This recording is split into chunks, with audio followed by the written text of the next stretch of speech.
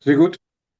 Hello, everybody. Welcome to Free Kiwis. Well, I've been in London for a few months now, and I make no apology for that because, of course, London is one of the largest Kiwi cities on earth, or at least it's one of the cities with the most Kiwis. And It's where most Kiwis originated ancestrally. I suppose this is true also. I'm here with Well, not London, but a Kiwi British Isles. wunderkind, a particular Kiwi in London, who is Mitchell Palmer. You're an economist at the Adam Smith Institute, so welcome to Free Kiwis. Thank you very much for having me. It's I've often enjoyed catching snippets of your show, so it's fun to be here. Excellent. So maybe we could just start off by saying, why are you in London? What brought you here from New Zealand? Well, I guess like many New Zealanders, as a young person, the shores of Mother England beckoned, and the opportunities that you get from being in a bigger country sort of called me over. In particular, for me, it was university. So I went to university here. I finished after a sort of abortive attempt at going to university in Singapore. I finished uni here about, oh, it's almost a year ago now. Was Um, that attempt to go to university in Singapore abortive? I didn't know that. I thought you completed what you were doing there. I sadly did not. Oh, okay. The Singaporean government closed down my university. I could have Did it? stayed. Yes, yeah, I could. Wasn't that like in US or something? It was Yale in US. It was a joint venture between the National Oh. University of Singapore and Yale. And sadly, the Singaporeans decided it wasn't worth their while anymore.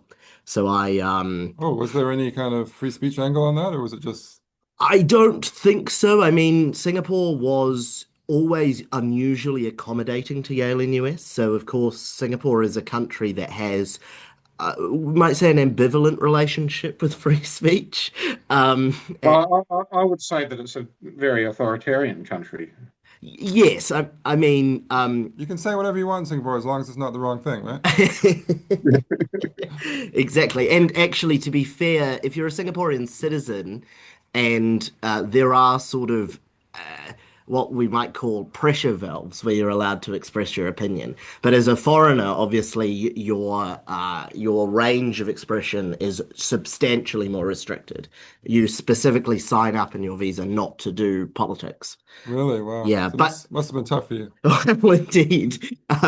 But Yale in US was a bit of an island exempt from that because, of course, Yale has this, First Amendment tradition. I mean, I'm not saying the Ivy League schools are not particularly strong on this stuff at the moment, but um, they certainly they certainly have a mythos about themselves that they are hubs of free speech. So they insisted that they had all these protections for academic freedom. Mm. Um, It's so and interesting, actually, because we just interviewed Sarah McLaughlin, mm, who works for FIRE, Foundation for Individual Rights and Expression. And she actually has a whole book called Authoritarians in the Academy, which when I saw the title, I thought it was about extreme progressives at universities in the mm. West. But it's actually about this interaction now between sort of authoritarian regimes and Western universities, Oh, including on campuses of Western universities in places like Dubai. I don't know if she deals with Singapore, but I wouldn't be surprised. that would And be. especially Chinese interference on various campuses, which, to be fair, has been going on a long time. But when I was at Melbourne University more than 20 years ago now, they had a Confucius Institute, and those things turned out to be, basically branches of the Chinese Communist Party, or ways of exerting influence into Australian universities. So I've yeah, heard it's even certainly. Yeah. I've heard even Go ahead. here there's a famous Chinese politics course at Cambridge that apparently they have to take reasonably, you know, strict measures to make sure that it can run independently of the Communist Party. So they, sometimes have speakers who you're not allowed to sort of take notes on their speeches. They don't rec it's I think it's one of the only courses at Cambridge where the lectures aren't recorded, effectively because they're worried about this kind of interference. Yeah, so I mean, obviously in Singapore, it's not the mainland Chinese Communist Party, but was there any interference from those authoritarians in Singapore, or did Singapore have enough authoritarianism on its own to cause free speech issues? Well, I never noticed any interference from the Communist Party. To be fair to them, Singapore is very, very, it jealously defends its sovereignty, against both, impositions from both the West and China. Um, there's definitely, I mean, the elements where your expression are restricted is largely about talking about domestic politics. Um, there is some level of interesting interaction that happens when international politics starts to come in. So I think there have been controversies about how um, how to deal with, say, the Israel-Palestine issue, because of course Singapore has is in a difficult place because it has a long-standing relationship with Israel. Mm. The Singaporean armed forces were largely trained by the Israelis Okay. because they face quite similar threat patterns. But equally, Singapore has a very large Muslim minority. Hold on. Does similar threat patterns mean they're both being attacked by Muslim states, or Well, they're both Well, surrounded they, by they're both they have surrounded they have a by they have a frosty relationship with Malaysia. I assume is what you're saying. yes, and Indonesia. Yeah. So they're Yeah. and in both cases they are sort of subject to their neighbors um Mhm. for many things and I mean there's no credible threat that Malaysia would invade Singapore, but there was an active attempt by Indonesia to undermine Singapore's democracy in yeah. the Confrontasi. So Singapore's democracy, that's sort of interesting because I always think when I'm there, I've only stopped over like 3 or 4 times on the way from New Zealand to Britain, but I'm always thinking sort of how democratic is this place really? Because some people say it's a democracy, some people say it's not, and I remember reading the paper. I was in this cafe and I had like a physical copy of the paper, and I was leafing through and I thought, oh, this is the business section because all this reporting on business. And I thought this looks fine. They're reporting on all these different companies, international companies, and then I'm like, okay, I want to get to the comment section. Like where are the op-eds where they're going to talk about politics and criticize the government and stuff. And I thought, oh, there's no comment section. There doesn't seem to be any other section of the paper. And I realized that actually that business section was the whole paper. And there was nothing else, and there was I, definitely no comment section. I think Singapore is actually quite a good illustration of my distinction between, um, well, my definition of democracy, which is that voting is not a defining factor of Mm. democracy. It's a means of implementing a democracy, but it doesn't guarantee you have one, because unless you have free exchange of ideas and an ability to contest them, you don't actually have the benefit of democracy, which is sampling the electorate to get an estimate of what the best views are at the time. Yeah, I think that's So right. It's certainly formally a democracy in every important respect. The votes are counted properly. The yeah, elections are, the elections are held. There is a parliament. The parliament is, independent. There is an independent judiciary. Um, uh, So here's another question. Has there been more than one party in power since it became a democracy? nope. Because that's interesting. So thinking of definitions of democracy, there's a political scientist called Adam Przeworski, and his definition is democracy is a system in which parties lose elections. So he designed that he wanted to do he did do empirical work, and he wanted to just sort of have a very clear criterion. Mm. But he thought that was a good one because there are certain countries that have transitioned, but there's just always one party that wins the election. Even though it's free and fair elections, it's kind of a bit suspicious. Like, why can't any other party get in? And if you that think suggests, about it, it's a corollary of my definition. If you think about it, because if you have a yeah, contest exactly. of ideas, yeah, I guess, in defense of the Singaporeans, I mean, they actually realized, Lee Kuan Yew realized that this was a problem, that he kept winning these elections by huge margins, and he created these things called non-constituency members of parliament, which were effectively the top losers. So the top candidate, so they used to have basically first past the post, and the top losers in constituencies would then come in and be this sort of, you know, uh, opposition that was large enough that they might be able to credibly ask some questions, but obviously not small enough to, undermine the PAP's Well, but they supermajority. were winning so many seats so reliably that they couldn't even have an opposition from people who'd won seats. They had to go for like people who'd lost respectively, They didn't, like the so runners up. until 2 years ago, or not 2 years ago, until 5 years ago or so, they didn't have a leader of the opposition. Yeah, because the that's opposition wasn't unfortunate. large enough. But wait, this is reminding me of the Johnston system. Didn't you have some Yeah, I was going to say the yeah. losers list. So, Mitchell, this is my little theory about MMP. I, one of the things that I find less than satisfactory about it is the fact that list members never have to face the voters Mm, in any direct sense. I mean, they do in as much as their party yeah. does, but you have a whole lot of people in Parliament who have not been elected personally. So my idea is that instead of having the parties construct the party list, what you do is you have a first past the post election for every electorate, in which everybody votes just once. But then the losing candidates are listed in order of the proportion of vote they won. And so the one who lost by the least margin will be at the top of the list and so on. And that becomes the party list. And then the overall proportion of votes are added up across the country and people are allocated from the lists accordingly. Mm, So, yeah, it that's seems to me interesting. a way to. An added advantage, in my opinion, is that then some electorates would effectively have two members Yes. because the opposition, the person who lost the electorate got in on the list. And now there's a competition between those two politicians to represent their electorate the best, looking forward Although to the next election.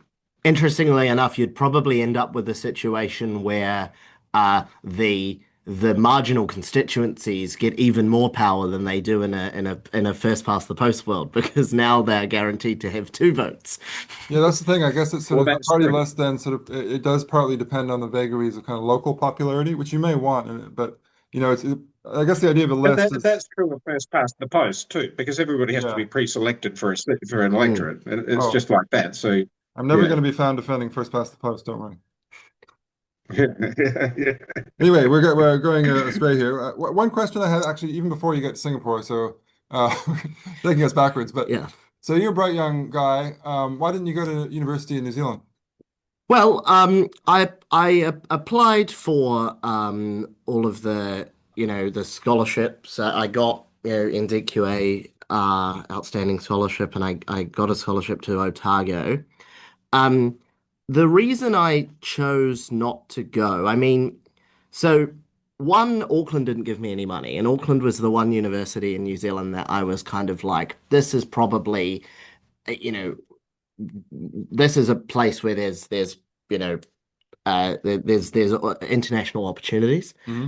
Um, and Auckland didn't give me any money, and I think that's actually a big problem that Auckland has is that their allocation of scholarship funding is quite poor, and so they lose all of the best Auckland students to Sydney and Melbourne. Mm.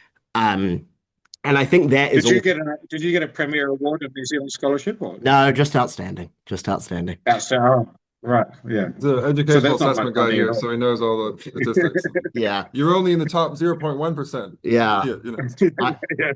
I missed out by 1 mark in media studies, and the reason for that is I didn't watch the film I wrote about. Um, that can hurt your chances. um, but the so I think a big part of why I didn't go was because in my school, I'll be honest, a lot of the boys we were all going overseas. There was a culture that going overseas was a very normal thing. So I want to think of my class, which was the top 36 boys. I don't think a single one of them went to a New Zealand university to read anything except medicine. Wow, interesting. So This is a so private school, by the way. no, it's Auckland Grammar, which is Okay, a state a school. very, very well performing state school. Yeah. Um, and so of that 36, I think the only ones that went to university in New Zealand were people going to do medical degrees. Everyone else went to Sydney or Melbourne or the US, or two people went to the UK straight away.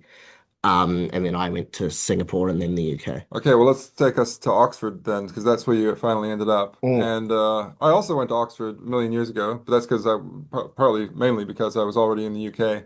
So yeah, same question again. What brought you to Oxford in particular? I think for me, the tutorial system really drew me. So just for those who for our listeners, the tutorial system effectively at Oxford and Cambridge means that you are taught at undergraduate level in classes of 1-to-1 to 1-to-3 or so, maybe weekly or twice a week. You write an essay, 2,000 words or so, in advance of each of those tutorials based on a reading list your tutor set the previous week. Um, and it's a kind of incredible way to learn, I found. You get to go really deep. You get to you get to take control of your own learning as well. You're never held up by someone else in the class not being, up to speed. And equally, if you're behind on something, so say, I mean, I used to do this in economics, so I read history and economics, and say there was an a particular step in the derivation of this thing that I didn't understand, we could actually sit there and I could get the tutor to teach me how to do it. Um, and that is like an extraordinary privilege. It's such an expensive way to teach. It's just Well, I was going to say, how is that afforded? Like, who pays for that? Is it a private? It's not a private university. Is the state paying? How does it work? so British students pay the most for their undergraduate degrees in the world, even more than the average American. Right. It's £9,000 a year, so $18,000 or so, and that is the same across all of the British universities. So even if you So go, if you go to some crappy, you know, university in I don't know Kent or somewhere, it's the same as Oxford. yeah, and it's kind of incredible. It's actually probably more expensive to go to a sort of second or third tier university, especially if you're a working class kid, because Oxford has huge amounts of bursaries and scholarships for to fund your accommodation. Now, of course, the accommodation in Oxford, just like it is in Cambridge or in London, is more expensive than it would be in Yeah. the north of England. But Oxford is still a pretty good deal compared It's to if you're incredible. paying full fees for an elite American university, you're talking like 50,000 American dollars or something, right? Or actually, sorry, not actual Yale, but Yale were based in the Yeah, US or yeah, something, yeah. right? No, absolutely. I mean, a friend of mine, so even the foreign fees, so the foreign fees are much higher. They're sort of three times higher. Yeah, The even the foreign fees are cheaper than top American universities, that's right. Yeah. and they don't teach. So a friend of mine turned down, um, I think she got an offer from Harvard, an offer for Princeton, an offer from Stanford. She turned them down for Oxford, even though she's American, because it was cheaper for Yeah. her. That was already the case when I was there. There were Americans who could have gone to Harvard or Yale, and they were in Oxford because they were only paying £12,000 a year. Yeah. £12,000 a year was the amount for foreign students, international students. And they almost made me pay that, but I argued that I'd been in the UK for long enough, and I in fact had. So in the end, I only paid the residential domestic fees. And at the time, that was actually £1,000. I think it was something like £1,110 or something weird like that. Such a good deal. And then when I went to the States, I remember at Stanford, a lot of Americans sort of said, "Oh, you went to Oxford, you must be rich. How much did you pay for that?" And I would say, £1,000. How much did you pay for where you went? Often they'd gone to like Harvard or Yale or something. And like it was one of those things. The American mind cannot comprehend, they say on X. Like they couldn't seem to realize, they couldn't seem to understand that Oxford and Cambridge were actually state universities because Yeah, they thought they were like Ivy League. So I'm still confused about how the funding model works because, yeah. as you said, Mitchell, this must be a terrifically expensive way to teach, even though it's obviously very high quality. But you're paying the same as you would pay at any old university anywhere in the UK. Is it just because they've got deep pockets because of endowments and old money? Is that it? It's not really endowments. So, I mean, the UK universities, I think if you add up all of Oxford, so the colleges and the university, I think the total endowment is like £5 billion or something, which is just sort of chump change compared to what Harvard has, which is like $100 million US dollars, Yeah. 100 billion US Billion, dollars. yeah, I think like a lot yeah. of the wealth of the Oxbridge colleges is sort of stuff that you can't kind of liquidate. Like I remember Corpus had these two beautiful silver candle holders in the chapel, which if they sold them would be like £1 million or something. But they're not going to sell them because it's like a historic thing, right? It's not all like that, but a lot of it is. You can Absolutely. tour, what I'm saying is you can tour the Oxbridge colleges and get this impression that they have vast wealth, but actually in their bank accounts, the numbers aren't that high. Yeah, so Yeah. the funding really comes from postgraduates. So the postgraduates are substantial. So there's no direct government funding of undergraduate education in the UK. But there is the postgrad cross subsidy is huge. So Oxford and Cambridge don't teach postgrads in the expensive way. They do get tutorials, but they don't get anywhere near as many.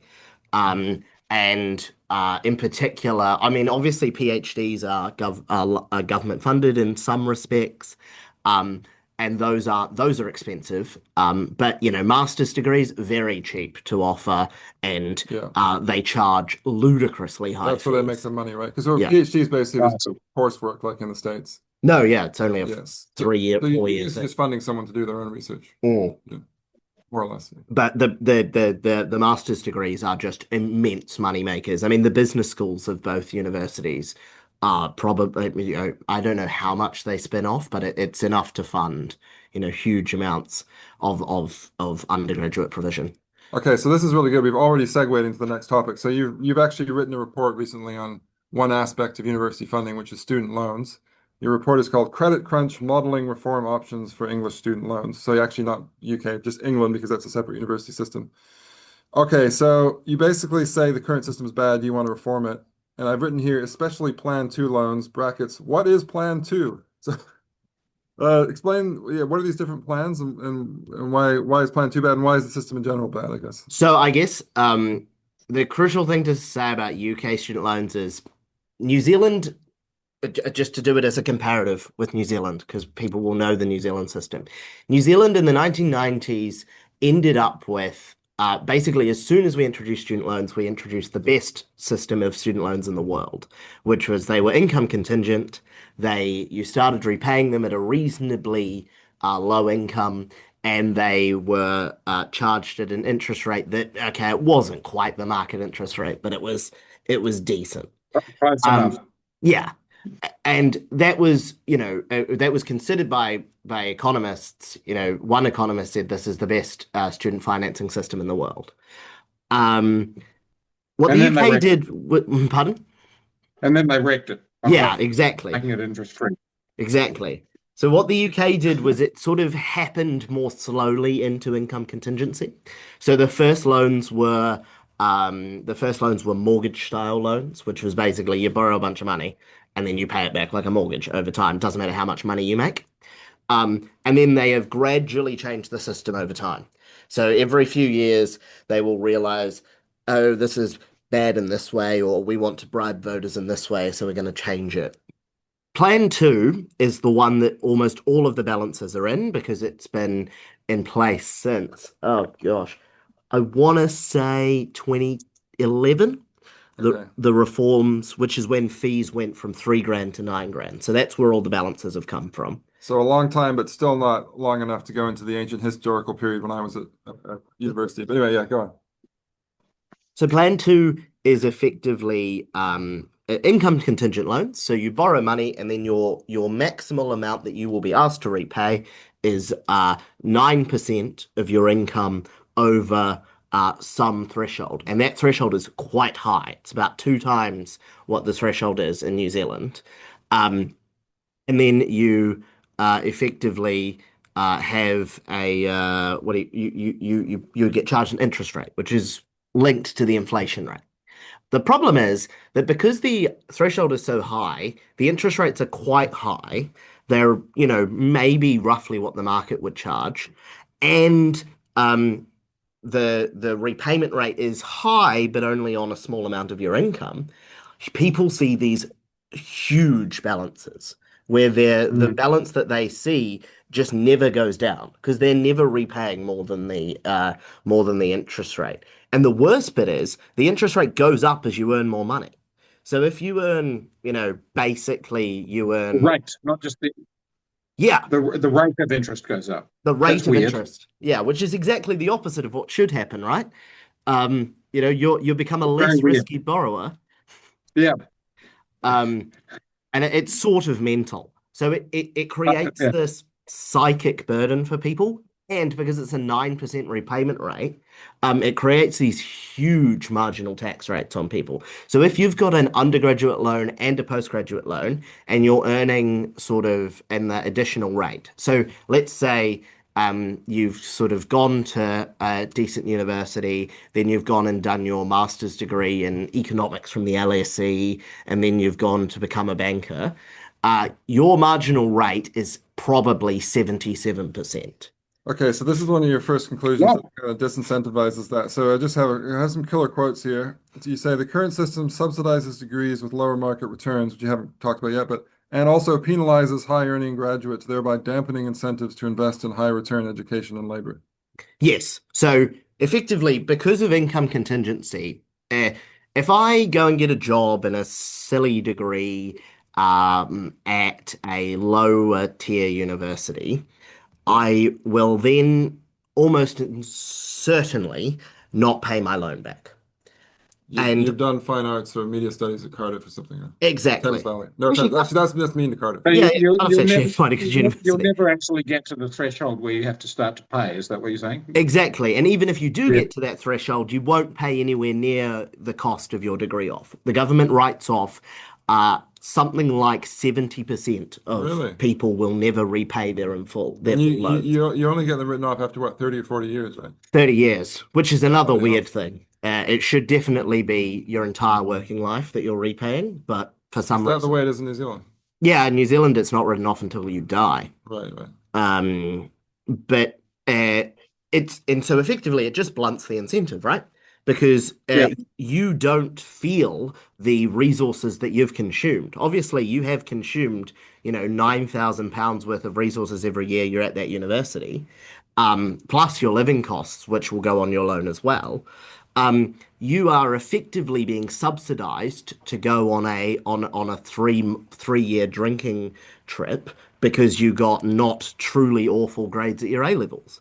And And to learn grievance studies from wankers. exactly. And it's Yeah. very unclear to me what I regular haven't, taxpayers are I getting. haven't heard of Wankers University. Yes, you have. You used to teach it. I didn't say that, you did. Okay, so we've talked about this one main conclusion of your report, which is that the system's sort of subsidizing useless degrees and punishing people for taking good degrees. And we'll come back to your bold solution to that in a minute. But the other main conclusion of your report, as I understand it, is basically that the student loan book is about 33 billion pounds lower, like it's a lot lower than in government accounts, because basically a lot of these loans are never going to be repaid, right? So you say, another killer quote, the de facto market value of the loan book is significantly lower than its recorded value in government accounts, implying that the cost to the exchequer is systematically understated. Yeah, I mean, these are financial assets, right? So you always have a choice when you're doing accounting how you want to account for them. So at one level, you could account for them using effectively accounting standards. And the Treasury in this country has rules about how you need to account for future cash flows, blah blah blah, blah, sort of technical and boring. But or the better way, in my view, is to account for them. Well, what would you get if you sold these in the market? And that's not a hypothetical question in this country. The UK has sold its student loans to private investors before, and it would be perfectly possible for it to do it again. So, in my view, there for Doesn't sound like they get much for them with the state of them. exactly. So, and that's Okay. exactly the point, because the government measures itself based in this and under the Labour government here today, they measure themselves based on what's called public sector net financial liabilities, which is basically government debt minus the student loan book, because the student loan book is an asset for the government. But if they are systematically overestimating how much that student loan book is worth in market value, then they're systematically, underestimating how in debt they are. Underestimating their deficit. Yeah. Exactly. And so it's not a problem that, per se will force any change anytime soon, but it's one that I think voters should be aware of when they think about holding governments to account, but also the financial markets should be aware of because, think about in extremis. I mean, this is not something we ever think about in New Zealand because we've been, well, not since the 90s, we've been quite well run in terms of our fiscal position. Bit of a splurge during COVID. Yeah, exactly. But we're still, well under 100% of GDP, Yeah. which is when things start to get sticky. Yeah, that's true. But as a small trading economy, we can't afford to get anywhere near that. Are Absolutely. you talking about New Zealand or the UK? No, Yeah, no. New Zealand can't go. Yeah, We yeah. need to be more like 20%. Absolutely, yeah. Treasury used to say 20% was the prudent level, I think, and then they went to 40%. And That's because Treasury lost the plot. yeah. But I guess the point is that that the accounting stuff matters and that it's the way that we keep track of governments. If we can't trust their accounting, we how do we know how they're doing? So my argument is that the current approach actually systematically makes student loans look like a much better investment than they are, which will encourage governments to, for instance, keep putting money into the program because it doesn't look like they're losing as much money as they are. Although they would probably say we're doing this not for financial Yeah. reasons, but because it's right to support the public good of education or something like that, right? Well, they might very well say that. I would challenge, I guess, that on two fronts. One, just because education is valuable doesn't mean you should spend unlimited amount of money on it. And two, I actually don't think a lot of what is being funded is particularly valuable. I don't think there's actually Yeah. huge positive externalities from a lot of this stuff. Okay, you realize you're talking about There's classes. arguably negative externalities from some of it. If it's teaching people to devalue open debate and to cancel people and so on. Exactly. Yeah. Yeah. Exactly. That's not really something you go into in this report, though. You're more worried about basically maybe not classics at Oxford, which you probably will get quite a good job with that. But like as I say, like media studies at Thames Valley University. Arguably, the government is also doing a disservice to those people because it's making it sort of too easy for them to do that. Absolutely, yeah. It's encouraging people to waste their time.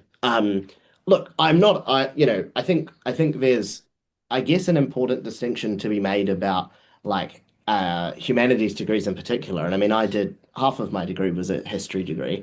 Um, so at one level, I think you do have an obligation as a society to sort of fund the continued, appreciation of your culture and fund its survival to the next generation as part of your cultural transmission. And that's just, in the same way that we fund museums. That is a true public That's good. true, but to my point, we're actually funding people who want to destroy it. Yes. Well, exactly. Exactly. Yeah. But that is a true public good, right? That is a non-rival, non-excludable, the fact that we still have, an appreciation for Shakespeare is something that anyone can enjoy. And there's no sort of rivalry about that. Museums must be some kind of a club good, though. If you charged a fee to enter the British Museum, which obviously we don't, which I'm not sure. Even though I like the British Museum a lot and I've benefited from going there for free a lot, there's an argument that it's really just subsidizing middle class people who go to museums. Or now, actually, if you go to the British Museum nowadays, it's like 98.3% tourists Yeah. from other countries. So we're basically like subsidizing people from other countries, which is very nice. But it's kind of like, okay, do we have to do that? No, I agree. But I would say, I guess there's a distinction between the act of going to the museum or the act of taking the course and the knowledge that is retained by those things existing. But you clearly don't need a media studies That's true. at Huddersfield to do that. Yeah. Michael?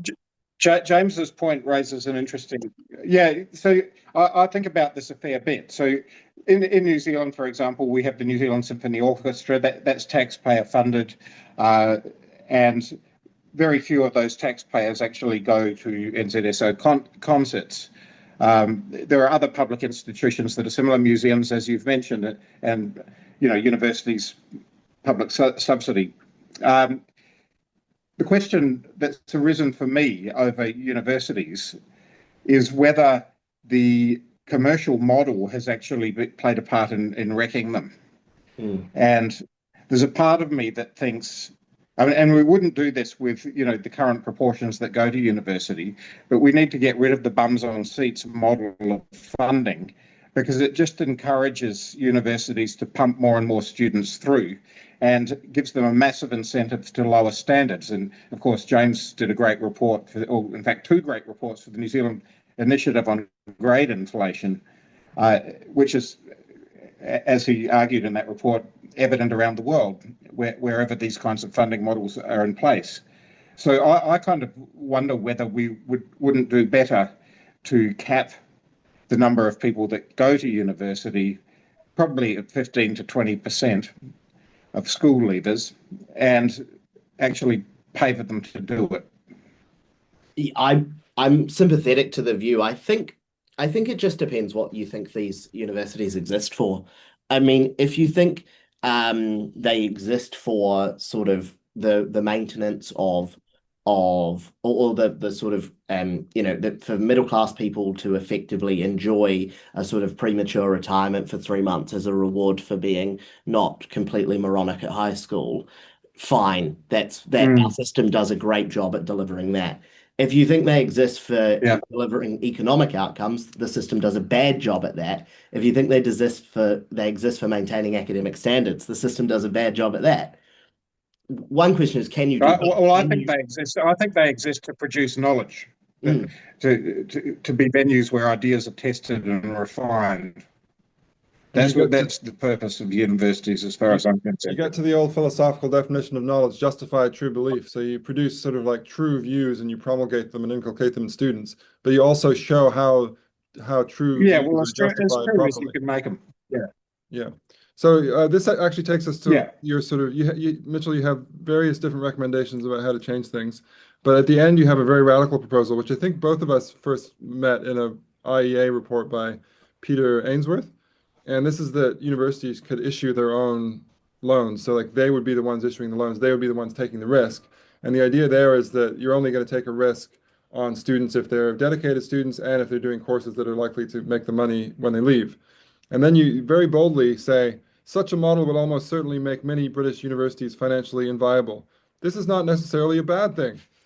I hate to imagine any academics reading this, but anyway, and you go on, if a university consistently produces students that cannot fund their degrees through higher earnings, they are wasting students and academics' time alike. And insofar as university courses have value beyond a mere investment in human capital, this is a form of consumption, and it's unclear that it's unclear why it should be subsidized more than any other type of consumption. Yes. No, I don't mean to absolutely burst the Yeah, I bubble mean, of, it's an interesting argument. I So I'm actually not as upset about that as I used to be because I'm so disillusioned about universities and the humanities in particular. But the obvious question for me as someone who values history and classics and things is like, it's going to make some universities inviable, but it's also like people are not going to do universities are not going to give loans to people to do the humanities. And then of course, people within my field will say, well, that's terrible for equity because all the classicists will just be posh again because people won't be able to go study classics unless they have family money. Yeah, I mean, Yeah, although it's interesting to look if you look at I think so I think there's a few things to say. So yes, I think some of this is just consumption, middle class consumption. And like we do have to distinguish between, well, what is the necessary amount of say classics and history academics to maintain the subjects as going concerns, to keep them as viable, to make sure that if you want to and if you're sort of willing to invest your own time and effort, you can access this knowledge. Okay, the minimum viable academe to do that is dramatically smaller than the current one we have, right? In the sense that no one would say, that's sorry, Michael. no. You go ahead. I'll come in after. Yeah, But no one would say that that history was a less viable field in the 19 let's say the 60s with Hugh Trevor Roper and the sort of or even GJA Pocock and things. That period had way fewer historians, right? We just had a much smaller academe. So I think you can absolutely say, look, these are important subjects that must be maintained. But the idea that we need every, a person who has very middling grades going to study a subject which they simply do not have the intellectual apparatus, not necessarily because they are incapable, but simply because they haven't had that investment. Mm. They haven't chosen to invest their time and slash had other people choose to invest their time to make them capable of appreciating it. It's unclear that that is doing anything to maintain those subjects as actual, going intellectual concern. I like the way you worked in J.J. Pocock there, another great Kiwi who ended up not at Oxford, like somewhere in the States, right? Princeton, something like that. I think of like Madison or something. Okay, anyway, University of Wisconsin-Madison. great historian. Michael. In any event, I think that argument makes perfect sense if you think that the primary purpose of universities is economic. To train people essentially to make them good, productive citizens. Mm. I'm unconvinced that under that model you would preserve the humanities. Now, of course, we have to set that against the fact that the humanities have trashed themselves. I think, again, through a combination of the commercial imperative plus the corrosive effect of postmodern philosophy. Mm. But if it were possible to reinstate them to something like their former glory, then I would argue that they are public goods in and of themselves. And I'm not sure that a model like this wouldn't just drive universities towards the most commercial degrees, business studies, law, medicine, etc. And of course, we need the universities to do all of that. But to me, the heart and soul of the university, based on my premise that universities are for producing knowledge, for testing ideas, the heart and soul is the humanities properly conceived and the sciences. So I And the guess sciences would probably do fine under your model, but my defense of the model is twofold. So one is that I don't actually have any opposition to like direct subsidies for say the like history academics or history courses if they are actually truly about to die, because of like my premise has already been set out that I think that that's something I agree that it's a public good. But I guess my second argument is that I don't actually think those direct subsidies are going to be that necessary, because we don't want to look at the world in a sort of the world, we need to think about this in a general equilibrium sense. So obviously when we do this policy and you do see a dramatic shrinking in say the number of people taking master's degrees in history or even undergraduate degrees in history, eventually the rewards will start to go up again for those subjects, right? So eventually the correct amount of historians will be purchased. Now, there might be a role for the state in that maybe the market would buy too few historians, although my argument would be that actually, we might buy a lot of historians. I mean, if you look at, The Rest is History is the biggest podcast in the world. Uh, and so, but yeah, in any case, the rewards will go up and re-equilibrate the system. So eventually history degrees will pay off. A lot fewer of them. I absolutely. maybe. I, Yeah, I as a guess former, I guess my question about that is whether I'm just wondering if there's a mismatch between uh, what the market, as it were, wants from a history degree and what the discipline of history needs from a history degree, which is to say that I would argue that most of the market value of a history degree is more or less the same as the market value of a classics degree or geography degree or some other humanities degree, because it's not primarily knowledge about history or classics. What you're purchasing is the general training that the person has in thinking, writing, interpreting evidence, and so on. And that could be gained from any number of degrees, whereas the discipline of history needs a certain number of historians to maintain it. Yes, that's a fair point. And I think honestly, I mean, this is probably just a bit maybe I'm being a bit romantic here, but I mean this is what the sort of old monastic institutions of very well endowed Oxford and Cambridge colleges existed to do, to sort of give these disciplines Yeah. independent abilities to keep themselves running. Um, But can I just question this whole idea, like the discipline of history needs, what the discipline of history needs? I mean, I was raised in the system, so I know a lot of people who speak in this language. I used to speak in that language myself, and I still do to some extent. But if we compare that to anything else, like imagine there was a coffee shop in London who was kind of like, well, people want this type of coffee, but I think that the discipline of coffee, the tradition of coffee demands that it's Yeah. bitter and it tastes awful, and you serve it when it's boiling hot, and to be burns fair, people's lips. that's what architects do to us.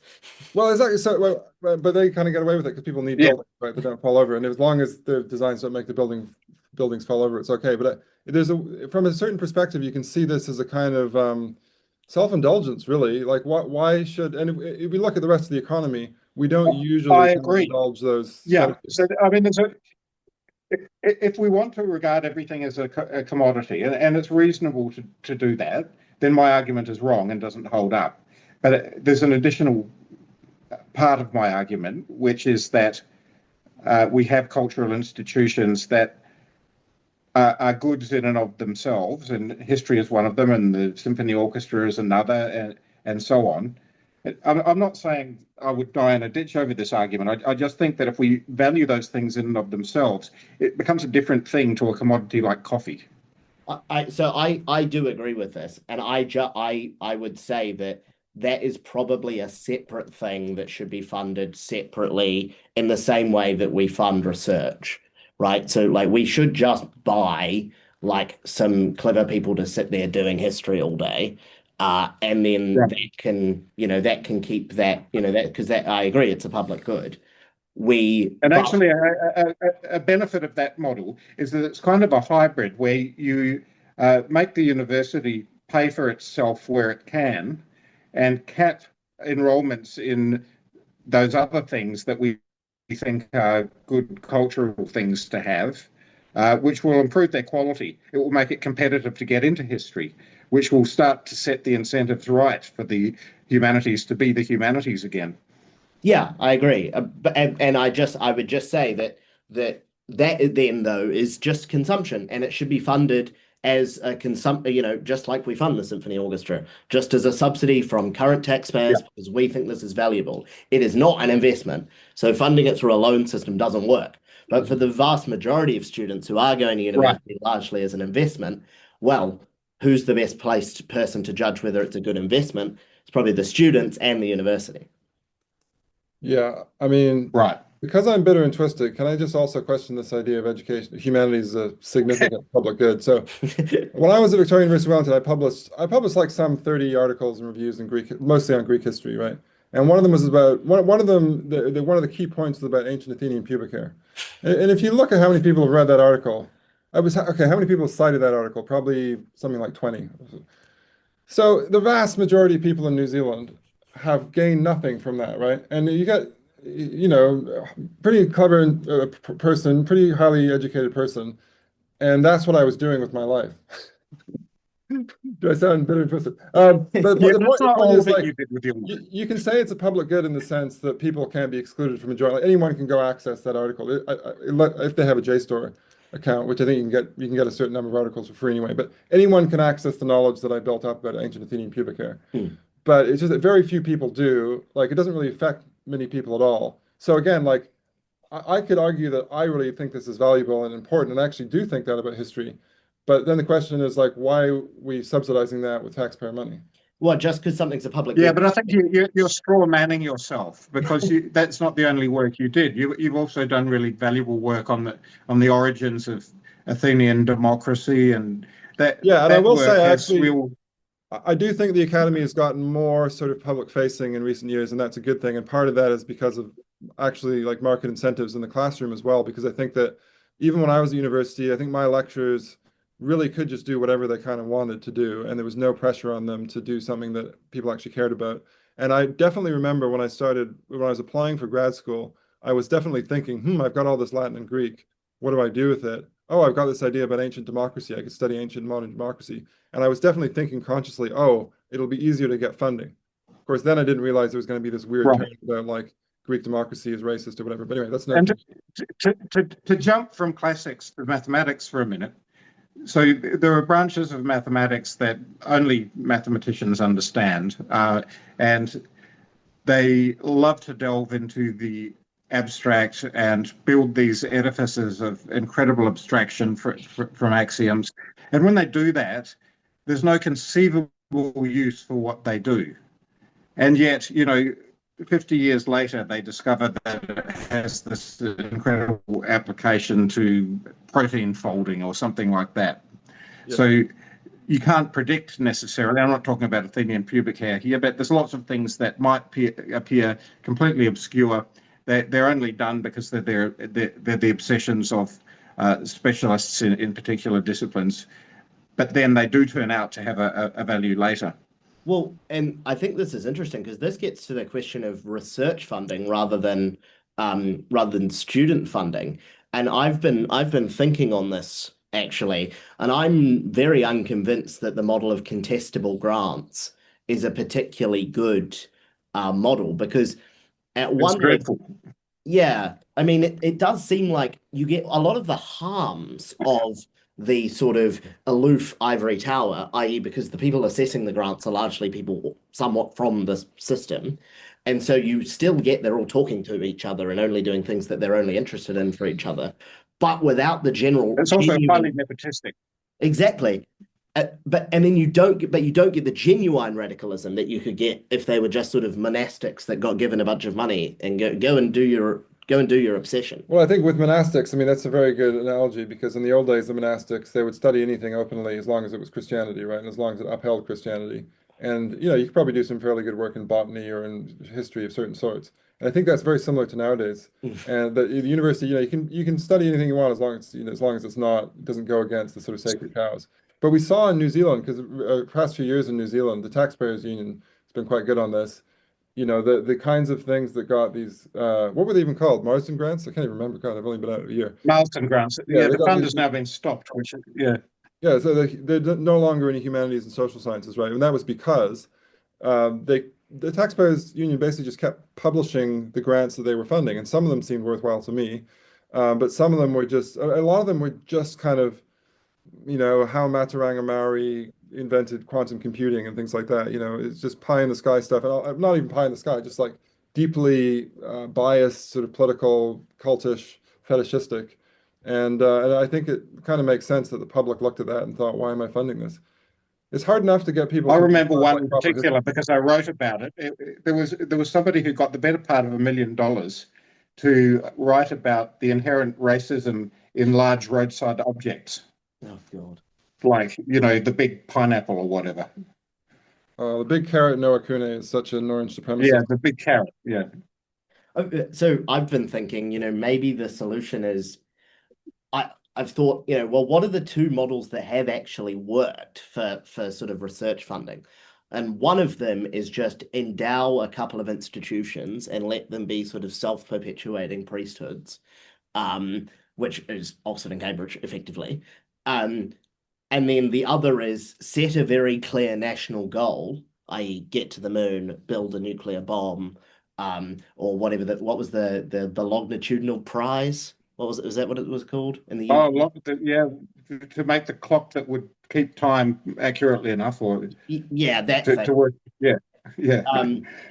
Set an important national goal. I know maybe the answer is like, nuclear fusion, and then just pump truly huge amounts of money into that goal, and then it'll probably spin off a bunch of useful innovations. Wait, were you saying Yeah. this Adam Smith is do like isn't that the sort of bad model of how to do things? Like the government just funds X and says do this? You don't you need competition? So well, you could generate competition to achieving the national goal, right? You could have multiple teams trying to get there Okay. in the same way the Manhattan Project was doing And it. also, there would be competition to get a job at one of these institutions if you're one of the obsessives that like to do that thing.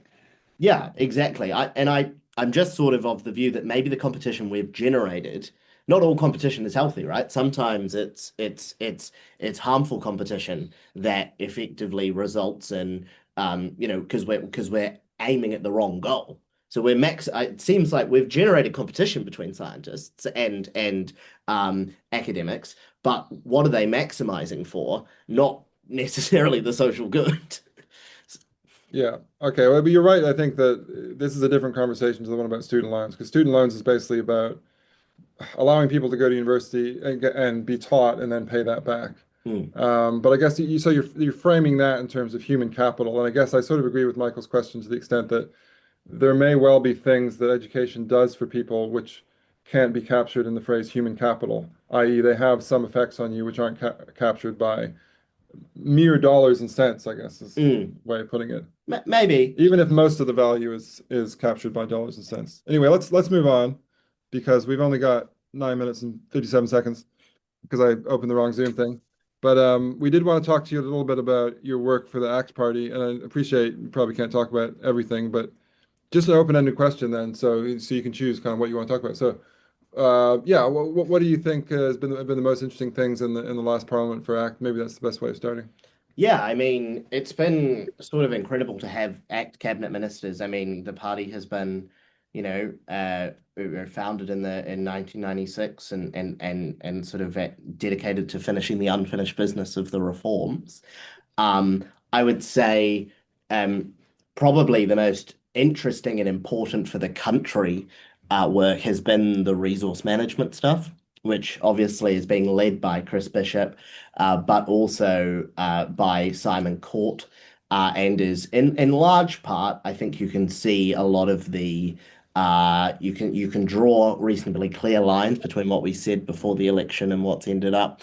And certainly in the cabinet paper that then, led to the drafting of the actual bills. I know the initiatives been making submissions, which I've read. Uh, Yeah, I mean, to be fair, the intent was good, but we're not entirely convinced by the result. Although it's not over till it's over, and it's still before select committee, so we'll see.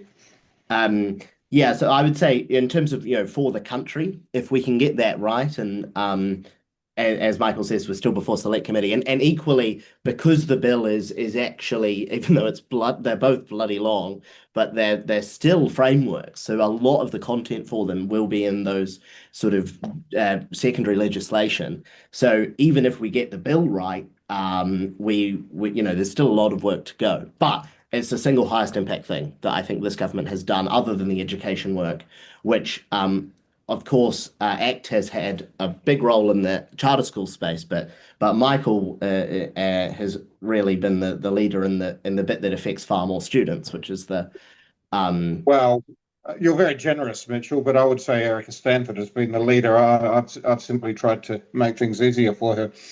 well, very good. Can I say something that I think I agree that Stanford National done very well on schools. But charter schools is more of an ACT thing, but I don't think there's been a huge amount of take up. Although I mean, I should say you, Michael, are also trying with that, right? But Well, I got universities, roped into chairing the board of one. yeah. Yeah.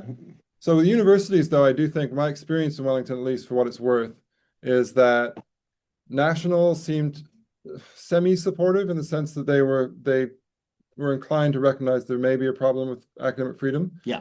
But they also seemed really shy of going there, I think because it was controversial within Wellington. Whereas ACT were very supportive. And I think they saw from the beginning that it's a big problem here. And in the end, I think it was mainly through them that we actually got the legislative change that we wanted. Not exactly It what we certainly wanted. was. We wanted the academic freedom legislation to be stronger and to have more teeth, because not at the moment there's just an internal complaints procedure. So, if your academic freedom is violated by your manager, you complain to your manager effectively, or maybe other managers. I think had it been up to ACT, it would have had more teeth. Whereas Nationals Minister Shane Retty, I think, was not prepared to go as far as we would have liked. Yeah, Shane Reddy, I like. I think he's someone who is He's thoughtful, a but nice chap. Yeah. he's not a good person to drive reforms like that. I mean, the uni free speech stuff, I mean, I was only sort of peripherally involved in.